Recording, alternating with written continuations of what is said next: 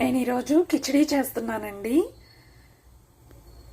ముందుగా స్టవ్ మీద కుక్కర్ పెట్టుకొని అందులో కొంచెం ఆయిల్ వేసుకోవాలి. ఆయిల్ కొంచెం వేడెక్కాక జీలకర్ర, పచ్చెనపప్పు, మినప్పప్పు, ఆవాలు వేసుకోవాలి. తాలింపు కాలిన తర్వాత కరివేపాకు, పచ్చిమిరపకాయలు వేసుకుందాము.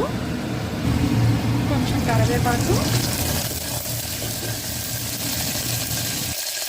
పచ్చిమిరపకాయలు, ఉల్లిపాయలు,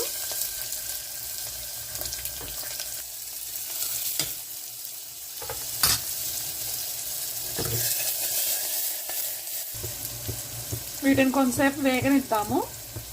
ఉల్లిపాయలు కాలిన తర్వాత టమాటాలు వేసుకోవాలి.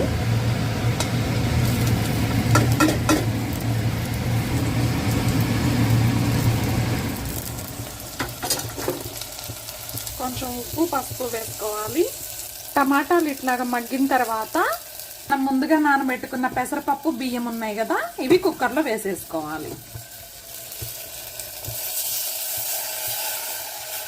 ఇప్పుడు మూత పెట్టుకొని 3 విజిల్స్ వచ్చేంత వరకు ఉడికించుకుందాము. కిచిడి ఇట్లాగా నెయ్యి వేసుకొని కొంచెం పచ్చడితోటి, పాపడితోటి